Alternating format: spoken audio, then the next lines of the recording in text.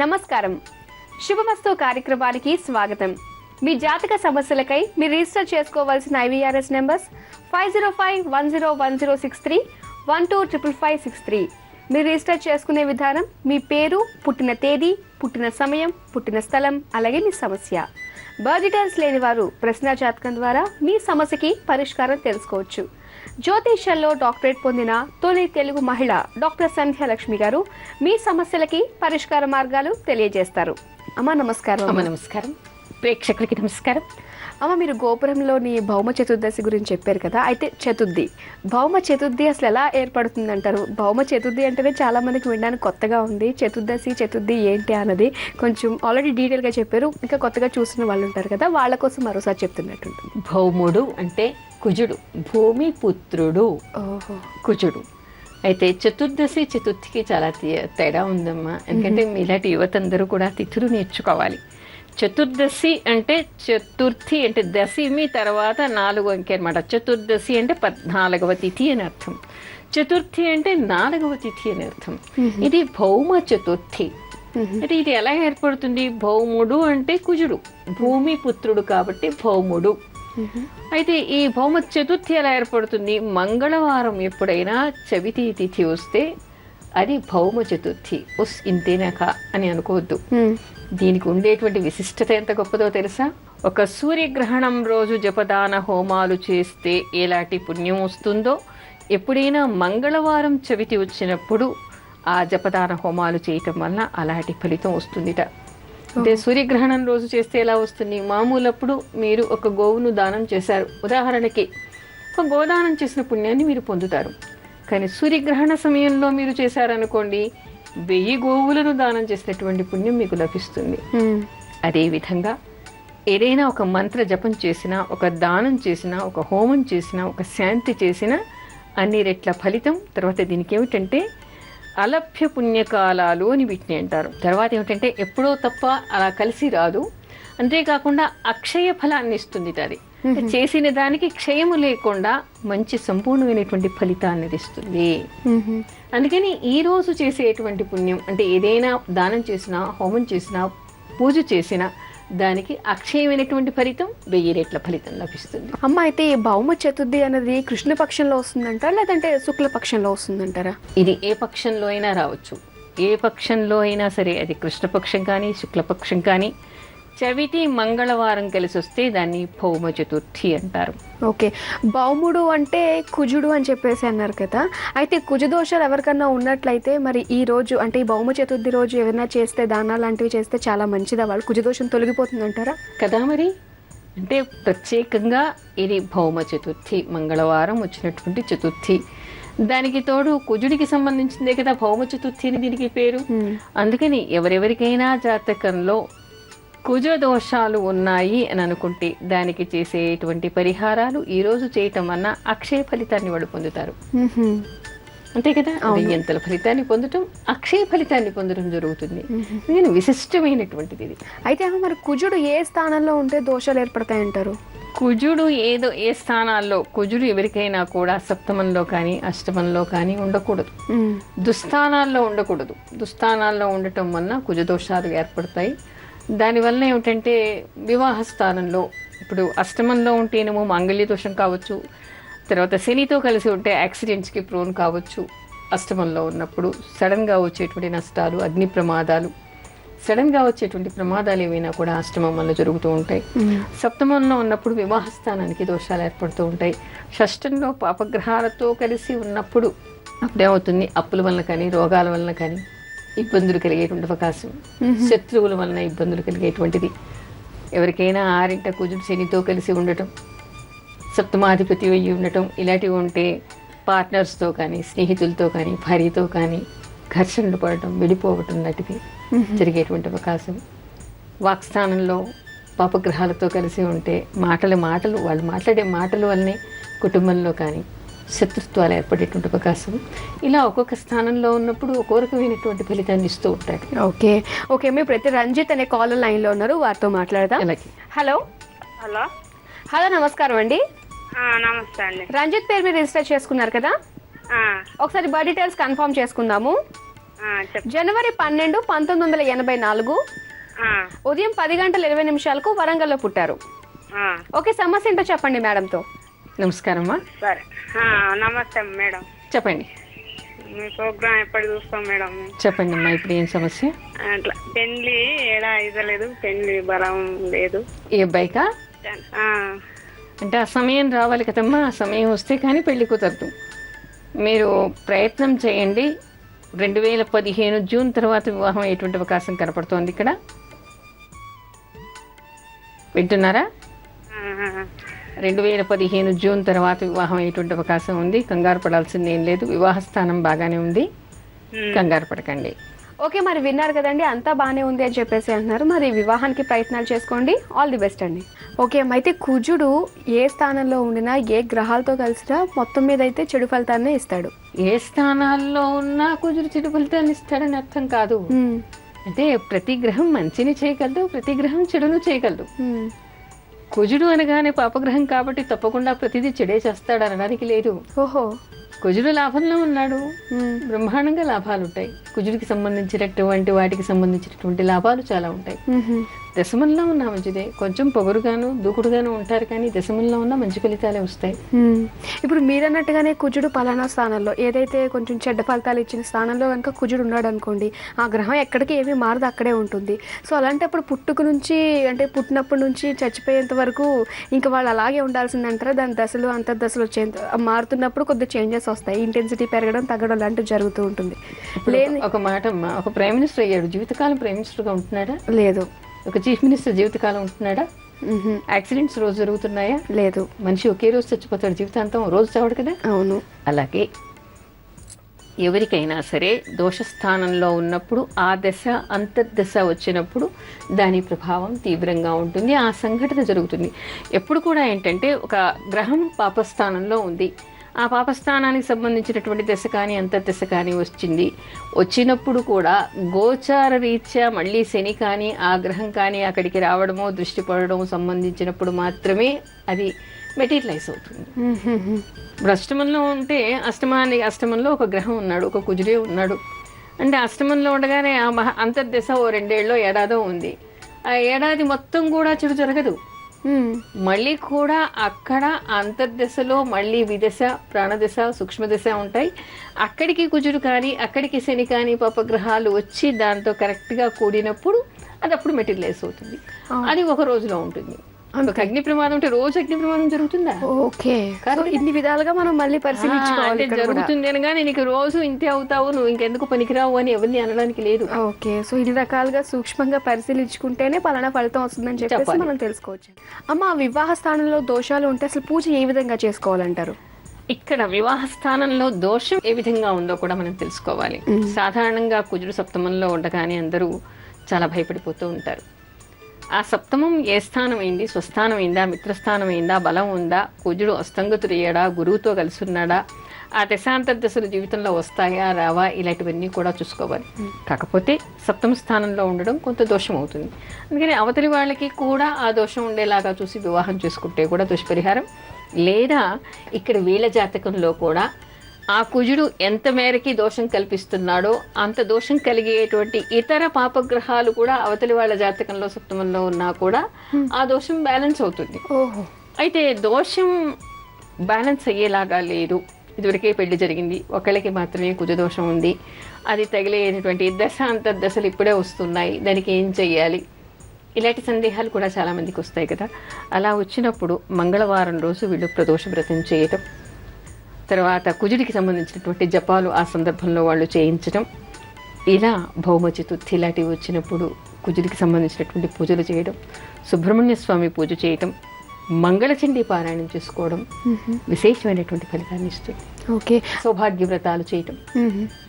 అయితే మరి వివాహ స్థానంలో కుజదోషం ఉన్నప్పుడు అసలు ఎలాంటి పారాయణాలు చేసుకుంటే మంచిదంటే? అదే మంగళచండీ పారాయణం చేయడము, చండీ పారాయణం చేయటము, సౌభాగ్యం కోసం అని చెప్పేసి అమ్మవారి పూజలు చేయటము, అమ్మవారికి పార్వతీదేవికి వ్రతాలు చేయటం, ఇవన్నీ చేయటం వల్ల ఆ దోషం పరిహారం అయ్యేటువంటి అవకాశం ఏర్పడుతుంది. అలాగే అష్టమ స్థానంలో కనుక కుజుడు ఉన్నట్లయితే మరి వాళ్ళు ఎలాంటి పారాయణాలు చేయాలి? దానికి దీనికి డిఫరెన్స్ ఉంటుందంటారా? స్థానాన్ని బట్టి కూడా మనం చేసుకునే రెమెడీస్? ఇక్కడ అష్టమ స్థానం అనేది ఆడవాళ్ళకైతే మంగళ్య స్థానంగా చూస్తాం. మరొకటి ఏమిటంటే ప్రతి వ్యక్తికి కూడా అష్టమ స్థానం అనేటువంటిది సడన్నెస్ని, అంటే అనుకోకుండా ఆకస్మికంగా జరిగేటువంటి సంఘటనని అది చూపిస్తుంది అనమాట. అక్కడ అష్టమ స్థానానికి కుజుడికి సంబంధం ఏర్పడి దానితో పాటు శని కానీ మిగతా ఇతర ముఖ్యంగా శనితో సంబంధాలు దృష్టి లాంటివి ఏర్పడినప్పుడు యాక్సిడెంట్స్ అయ్యేటువంటి అవకాశం ఉంటుంది. ఇలాంటివి ఉన్నప్పుడు ఏమిటంటే వీళ్ళు స్కంద కవచం చదువుకోవడం మంచిది. మాంగళ్య దోషం పోవడం కోసం స్త్రీలు మంగళచండి చదువుకోవాలి. కానీ ఎప్పుడైతే యాక్సిడెంట్స్కి ప్రోన్ ఉంటుందని తెలుస్తుందో అప్పుడు వాళ్ళు తప్పనిసరిగా స్కంద కవచం చదువుకోవాలి.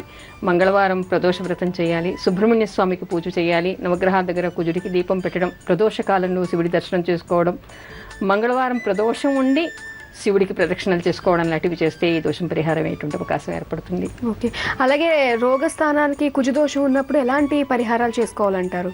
రోగానికి సంబంధించి కుజదోషం ఉంది అంటే కుజుడు రోగస్థానంలో ఏ గ్రహాలతో కలిసి ఉన్నాడు. మనకి నిన్న మొన్న ఒక కాల్ కూడా వచ్చింది కదా, బెనైన్ ట్యూమర్స్ ఉన్నాయి అని చెప్పేసి. అంటే కుజ సంబంధం ఉంది కానీ అక్కడ మ్యాలిగ్నెన్సీ ఉన్నటువంటిది కనపడటం లేదు. అదేవిధంగా సూక్ష్మ పరిశీలన చేసుకోవాలి. మెడికల్ అస్ట్రాలజీలో ఒక నిమిషంలో ఒక విషయంలో చెప్పడానికి తేలది. సూక్ష్మంగా పరిశీలన చేసి ఒకవేళ రాహుతో శనితో కుజుడు కలిసి ఉన్నాడంటే అది ప్రమాదకరమైన విషపూరితమైనటువంటి జబ్బుగా అనుకుని దానికి తగిన రెమెడీస్ అక్కడ చేసుకోవాలి. ఆ స్థానానికి ఆ గ్రహాలకి సంబంధించి తీవ్రమైనటువంటి రెమెడీస్ చేసుకోవాలి. అలా కాకుండా కేవలం బెనైన్ ట్యూమర్స్ లాంటివి వచ్చాయనుకోండి, దానికి ఆపరేషన్స్ అవుతాయి. కాబట్టి కుజుడికి జపం చేయించుకోవడం, సుబ్రహ్మణ్య స్వామికి పూజ చేయడం, ఆ తర్వాత ఆ స్థానంలో ఏ దశ నడుస్తోంది దానికి సంబంధించి వాళ్ళ జాతకాన్ని బట్టి అప్పుడు వాళ్ళు చేసుకునేటువంటి రెమెడీస్ చేసుకోవాలి. ఓకే ఓకే, మీ ప్రతి శైలజ అనే కాలర్ లైన్లో ఉన్నారు, వారితో మాట్లాడదాం. హలో హలో హలో, నమస్కారం అండి. నమస్కారం మేడం. శైలజ పేరు మీద రిజిస్టర్ చేసుకున్నారు. ఒకసారి బర్త్ డీటెయిల్స్ కన్ఫర్మ్ చేసుకుందాము. Okay madam. మే 10, 1986 అవును మేడం. రాత్రి 8:45 హైదరాబాద్ లో పుట్టారు. అవును మేడం. అలాగే నాగరాజు గారి పేరు మీద కూడా రిజిస్టర్ చేసుకున్నారు సంతానం కోసం. ఒకసారి ఆయన బర్త్ డీటెయిల్స్ కూడా కన్ఫర్మ్ చేసుకుందాము. Okay madam. డిసెంబర్ 7, 1975 అవును మేడం. ఉదయం 6 గంటలకు హైదరాబాద్ లో పుట్టారు. అవును మేడం. సో అయితే సంతానం కోసం రిజిస్టర్ చేసుకున్నారు. డీటెయిల్ గా చెప్పండి మీ సమస్య మేడంతో. నమస్కారం అమ్మా, చెప్పండి. మేడం నమస్కారం మేడం. మా మ్యారేజ్ అయి 3 years అవుతుంది మేడం. మీరు కన్సీవ్ అయ్యారా? ఒకసారైనా మీకు గర్భం వచ్చిందా? లేదు మేడం, రాలేదు. మరి డాక్టర్ దగ్గరికి వెళ్ళారా? వెళ్ళాము మేడం. మీకు కొద్దిగా ప్రాబ్లం ఉన్నట్టు అర్థమవుతుందా? మీకు తెలుస్తోందా మెడికల్గా? కొంచెం మా హస్బెండ్ కి ఉంది అని తెలిసింది. నాది అయితే అంత ఓకే అనేసి వచ్చింది. మీకు కూడా జాతక రీత్యా మీకు కూడా దోషం ఉందమ్మా. మేడం, జాతక రీత్యా మీకు కూడా దోషం కనిపిస్తోంది. ఫస్ట్ది అబోర్ట్ అయ్యేటువంటి అవకాశం ఉంది, ఆ తర్వాతది నిలిచే అవకాశం ఉంది. సంతానం అయితే కలుగుతుంది కానీ మీకు ఆలస్య సంతానం. ఆ తర్వాత మీ వారు మీరు కూడా ఇద్దరూ కలిసి నిత్యం లలితా సహస్రనామము, తర్వాత సంతాన గోపాల స్వామి మంత్రము, గర్భరక్షాంబికా మంత్రము జపం చేయండి. షష్ఠి స్తోత్రం చదవండి. ఆవు వెన్న నివేదన చేయండి. అది పట్టుకుని ఈ జపం చేసి నివేదన చేయండి. తర్వాత ఆగస్టు 7వ తారీఖు మీకు పుత్రద ఏకాదశి అనేటువంటి ఏకాదశి వస్తోంది. అప్పటి నుంచి 1 సంవత్సర కాలం ఏకాదశి వ్రతాన్ని చేయండి, మీకు సంతానం కలుగుతుంది. ఓకే, మరి విన్నారు కదండి. మరి మేడం చెప్పిన రెమెడీస్ అన్ని కూడా చేసుకోండి. తొందరలోనే మీకు సంతానం కలగాలని కోరుకుందాం. ఆల్ ది బెస్ట్ అండి. ఓకే, మరి అప్పులకు కుజుడు కారణమైనప్పుడు ఎలాంటి పారాయణాలు చేసుకోవాలంటారు? రోగానికి, రుణానికి, శత్రువులకి కూడా మనం 6వ స్థానాన్ని చూస్తాం. తర్వాత అదేవిధంగా కారకుడుగా కుజుడిని చూస్తాం. చూసినప్పుడు ఇక్కడ ఆ స్థానంలో కుజుడితో పాటు పాపగ్రహాలు ఉన్నాయనుకోండి, అప్పుడు అప్పులు ఏర్పడతాయి. అప్పులు ఏర్పడినప్పుడు రుణ విమోచన అంగారక స్తోత్రం అనేటువంటి ఒక స్తోత్రం ఉంది. ఆ స్తోత్రం మంగళవారాలు చేసుకోవడం, ముఖ్యంగా ఇలాంటి భౌమ చతుర్థి వచ్చినప్పుడు ఎర్రని వస్త్రాలు దానం చేయటం, దానికి సంబంధించినటువంటి జపం చేసుకోవడం లాంటివి చేయాలి. ఓం శ్రీ గణేశ రుణం చింది అనేటువంటి మంత్రాన్ని ఇవాళ ఎవరైనా ఎక్కువగా చేసుకోండి. అలా చేయటం వల్ల విశేషమైనటువంటి ఫలితం వచ్చేటువంటి అవకాశం ఉంటుంది. అమ్మ, అయితే మరి అప్పులకి శ్రీ గణేశ రుణం చింది అన్న మంత్రాన్ని, గణేశుడి మంత్రాన్ని ఎందుకు చదువుకోవాలంటారు? గణేశుడి మంత్రం చదువుకోవటం వల్ల ఎలాంటి పరిహారాలైనా జరుగుతాయి. ముఖ్యంగా అప్పుల కోసం చెప్పేసి గణపతికి ఈ మంత్రం చదవమంటారు. ఆ గణపతి మంత్రాన్ని తెల్లవారుజామున లేచి ఎవరైనా ఎప్పుడు చేయాలి? గణపతికి బ్రాహ్మీ ముహూర్తంలో చేయాలి. ఈ 3 గంటల సమయంలో లేచి ఎర్రని ఒత్తితో దీపారాధన చేయాలి. ఎర్రని ఒత్తి. ఎర్రని ఒత్తి అంటే దానికి కుంకుమ రాచి కానీ ఎరుపు దారంతో కానీ, ముఖ్యంగా పట్టుదారం అయితే విశేషం. దాన్ని 21 వరుస వేసి 2 ఒత్తులు వేసి నువ్వుల నూనెతో దీపారాధన చేసి గణపతి ప్రార్థన చేసి అప్పు తీరాలని సంకల్పం చేసుకుని ఓం శ్రీ గణేశ రుణం చింది అనేటువంటి మంత్రాన్ని కనీసం రోజు ఒక 3 గంటలు, ఒక 40 రోజులు చేసేసరికి దాని ఫలితం తప్పనిసరిగా కనిపిస్తుంది. అంటే 3 గంటలు టైం చూస్ చేయాలంట, లేకపోతే అది కౌంట్ చేసుకుని మనం ఏమక్కర్లేదమ్మా. మీరు ఒక 3 గంటలకు లేచారు, 4 గంటలకి పూజ మీద కూర్చున్నారు, 7 అయ్యే వరకు అంటే 5 అయిందా అని నిమిషానికి గడియారం చూడరు కదా, లేదా అలారం పెట్టుకోండి. ధ్యానం గణపతి మీద ఉండాలి, మంత్రం మీద ఉండాలి, తనకుండేటువంటి సమస్య మీద ఉండాలి. ఎప్పు తీరాలి, తీరకపోతే ప్రాణం పోతుంది, ఏదో అవమానం అవుతుంది, ఇంకేదో బాధ ఉంది, అది తీరాలి అని చెప్పేసి దాని మీద కాన్సన్ట్రేషన్ పెట్టుకుని గణపతిని తలుచుకుని ఈ రుణం తీరాలి అని చెప్పేసి జపం చేయండి. అలా ఒక 40 డేస్ చేయాలిట. తప్పనిసరిగా దాని ఫలితం కనిపిస్తుంది. 40 డేస్ కంటిన్యూస్గా 40 డేస్. అంటే దీనికి పర్టికులర్గా స్టార్ట్ చేసినప్పుడు తిథి లాంటిది ఏమైనా చూసుకోవాలంటారా? తిథి అంటే సాధారణంగా గణపతి పూజకి చవితి తిథి చాలా ముఖ్యమైనటువంటిది. మంగళవారం చవితి వస్తే అంగారక చతుర్థి అని, భౌమ చతుర్థి అని దీనికి పేరు. అలా వచ్చినప్పుడు చేస్తే మహావిశేషం. అదే కాకుండా బహుళంలో వస్తే ఇంకా విశేషం. సంకటహర చతుర్థి అంటాం కదా, అవును, ఆ రోజంతా కూడా చేస్తూ ఉండొచ్చు. చేస్తే ఫలితాలు వెంటనే కనిపిస్తాయి. అవునా? ఓకే అమ్మ. అయితే అమ్మ, మరి కుజుడు ఏ గ్రహాలతో కలిసినప్పుడు ఎలాంటి ఫలితాలు ఇస్తాడంటారు? కుజుడు ఎలాంటి గ్రహాలతో కలిస్తే ఎలాంటి ఫలితాలు ఇస్తాడు? కుజుడు చంద్రుడితో కలిసాడు అనుకోండి, చాలా తొందరపాటు నిర్ణయాలు తీసుకోవడం, తొందరపడి పనులు చేయటం, ఇంకా వాళ్ళ జీవితాంతం ఇంకా అలానే ఉంటారంటారు. ఎప్పటికప్పుడు తొందరపాటుగా ఏదో ఒక దానికి తొందరపడుతూనే ఉంటారు వాళ్ళు. అందుకని వాళ్ళు మళ్ళీ నియంత్రించుకునే ప్రయత్నాలు కూడా చేస్తూ ఉంటారు. వాళ్ళలోనే ఉంటుంది అనమాట. అదే కుజుడు శనితో కలిసి వాక్స్థానంలో ఉన్నాడు అనుకోండి, ఇష్టం వచ్చినట్టుగా మాట్లాడేస్తూ ఉంటారు. ఎదుటి వాళ్ళని కఠినంగా కట్రోటుగా మాట్లాడేస్తుంటారు, తిట్టేస్తూ ఉంటారు, అన్నిటికీ వాగ్యుద్ధానికి దిగుతూ ఉంటారు. అది కూడా అంత మంచి కాంబినేషన్ కాదు. అదే చతుర్థంలో కుజుడు శుభగ్రహాలతో ఉన్నాడు అనుకోండి, మంచి స్పోర్ట్స్లో మంచి ఉన్నత స్థితికి వెళ్ళే అవకాశం ఏర్పడుతున్నవాడు. కుజుడు అన్నిటికీ చెడ్డవాడు కాదు. పంచమ స్థానంలో శుభగ్రహాలతో కలిసి ఉన్నాడు అనుకోండి, చాలా షార్ప్గా తీవ్రంగా ఆలోచిస్తూ ఉంటారు. అదే పంచమ స్థానంలో పాపగ్రహాలతో కలిసి ఉన్నాడు అనుకోండి, ఆ తర్వాత నెగిటివ్ ఆలోచనలు వాళ్ళకి ఎక్కువగా వచ్చేస్తూ ఉంటాయి. అంటే శుభగ్రహాలు పాపగ్రహాల మీద ఆధారపడి ఉంటుంది అన్నమాట. అంతే కదా. అలా ఒక్కొక్క గ్రహంతో ఉన్నప్పుడు, ఒక్కో స్థానంలో ఉన్నప్పుడు ఒక్కో రకమైనటువంటి ఫలితాన్ని ఇస్తూ ఉంటాడు కుజుడు. ముఖ్యంగా రాహుతో శనితో కలిసి ఉండటం అంత మంచి కాంబినేషన్ కాదు. గురుడితో కలిసినప్పుడు ఆ కుజుడికి ఉండేటువంటి పాపత్వం అంతా పోతుందిట. ఎప్పుడైనా సరే, ఎవరికైనా సరే, ఏ పాపస్థానంలో దోషస్థానంలో ఉన్నప్పటికీ గురువుతో కలిస్తే ఆ కుజుడికి ఉండేటువంటి పాపత్వం పోతుందిట. Okay okay. ఇప్పుడైతే కాలర్ లైన్లో ఉన్నారు, అనుష అనే కాలర్, వారితో మాట్లాడదాం. అలాగే. హలో. హలో, నమస్తే. హలో, నమస్కారం అండి. అనుష లక్ష్మి పేరు మీద రిజిస్టర్ చేసుకున్నారు. ఒకసారి బర్త్ డీటెయిల్స్ కన్ఫర్మ్ చేసుకుందాము. జనవరి 18, 1991 సాయంత్రం 6:30 సత్తెనపల్లిలో పుట్టారు. మీ సమస్య ఏంటో చెప్పండి మేడంతో. నమస్కారం అమ్మా. నమస్తే, చెప్పండి. అనుష లక్ష్మి మ్యారేజ్ 2011 లో అయిందండి. మ్యారేజ్ అయిన దగ్గర నుంచి ఏదో ప్రాబ్లం ఉంటది, అతను సరిగ్గా ఉండడు, వాళ్ళ ఇంట్లో ఏదో ప్రాబ్లం గా ఉంటదండి. వాళ్ళ ఇంట్లో ప్రాబ్లంతో పాటు మీతో కూడా ప్రాబ్లం ఉంది. మీరు మీ వాక్స్థానాధిపతి, ఇప్పుడు అదే మాట్లాడుతూ ఉన్నాము, మీ వాక్స్థానాధిపతి రవి శని దగ్గర ఉన్నాడు. మీరు కొంచెం అధికారికంగా మాట్లాడుతూ ఉంటారు, డామినేట్ చేస్తూ ఉంటారు, అది అతనికి సరిపడదు. మీ ఇద్దరి మధ్యలో విభేదాలు, అవునా? అంతేనా? మరి అలా ఉన్నప్పుడు మీరు ఏం చెయ్యాలి? మీరు కొంచెం తగ్గి ఉండాలి కదా. నేను వాళ్ళ సిస్టర్ అండి, అనుష వాళ్ళ సిస్టర్ నండి. అనుష వాళ్ళ సిస్టర్, సరే ఎవరైనా సరే, మీ సిస్టరే కానివ్వండి. ఆమె కూడా కొంచెం ఒద్దిగ్గా తగ్గి ఉండటం మంచిది కదా. అందరితో అధికారికంగా డామినేట్ చేసి మాట్లాడితే అత్తవారింట్లో చెల్లుతుందా? ఆమె మంచితనాన్ని అర్థం చేసుకోవడానికి అతనికి కొంతకాలం పడుతుంది. అయినా ఆమె జాతకంలో ఏమిటంటే కొంచెం డామినేట్ చేసేటువంటి గ్రహస్థితి కనపడుతోంది. దాన్ని కొంచెం తగ్గించుకోమని చెప్పండి. చెప్పుకుని తర్వాత ఏమిటంటే ఇక్కడ ఎప్పుడు కూడా భర్తతో ఆవిడ ఘర్షణలు పడేటువంటి యుగాలు బాగా కనపడుతున్నాయి. దాన్ని పూర్తి ప్రయత్నపూర్వకంగా ఆవిడ సంస్కరించుకోవాల్సినటువంటి అవసరం ఉందని చెప్పండి. శనివారాలు ఆదివారాలు కూడా ప్రదోష వ్రతం చేసి శివుడికి పూజ చేయమనండి. ఆ తర్వాత ఇంకోటి ఏమిటంటే అర్ధనారీశ్వర స్తోత్రం రోజు చదువుకోమని చెప్పండి. ఓకే, మరి విన్నారు కదండి, మరి మేడం చెప్పిన రెమెడీస్ అన్నీ కూడా చేయించుకోమని చెప్పండి. ఆల్ ది బెస్ట్ చెప్పండి. ఓకే అమ్మ, అయితే మరి భౌమ చతుర్థి రోజున ఇంకా ఇలాంటి పూజలు కాకుండా ఇంకా ఏం చేసుకోవచ్చు అంటారు? ఇది కూడా చాలా ముఖ్యమైనటువంటి ప్రశ్న. ఎంతసేపు కుజుడికి సంబంధించి నాకు కుజదోషం ఉందా అని ఆలోచించడం కంటే కూడా ఇది సూర్యగ్రహణంతో సమానమైనటువంటి పర్వటి రోజు కాబట్టి ఎవరైనా సరే ఏ దానం చేసినా, ఏ జపం చేసినా, ఏ పూజ చేసినా, సూర్య ప్రార్థన చేసినా, సుబ్రహ్మణ్య స్వామికి చేసినా, పితృదేవతలకి చేసినా, మామూలుగా ఏం చేస్తాం, పుణ్యక్షేత్రాలకు వెళ్ళినప్పుడో, తిథి వచ్చినప్పుడో, భాద్రపద మాసంలో పితృదేవతలకు చేస్తూ ఉంటాం. ఈ రోజు తర్పణం చేయటం కూడా విశేషమైనటువంటిదిగా చెప్తారు.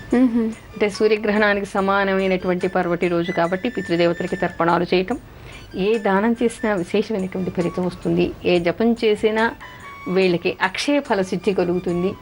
అందుకని విశిష్టమైనటువంటి రోజుగా గమనించాలి దీన్ని. ఓకే ఓకే, చాలా చక్కటి విషయాలు తెలియజేశారమ్మా భౌమ చతుర్థికి సంబంధించి. అలాగే కుజదోషం ఏ స్థానంలో ఉంటే ఎలాంటి ఫలితాలు ఉంటాయి అన్న విషయాలు కూడా చాలా చక్కగా తెలియజేశారు. చాలా సంతోషం. మిగతా విషయాలు మనం రేపు మాట్లాడుకుందాం అమ్మా. ఇది ఇవాల్టి శుభమస్తు కార్యక్రమం. రేపటి కార్యక్రమంలో ఆషాఢ మాసంలో మనం పాటించాల్సిన ఆచార వ్యవహారాల గురించి తెలుసుకుందాం. అంతవరకు సెలవు. నమస్కారం. నమస్కారం.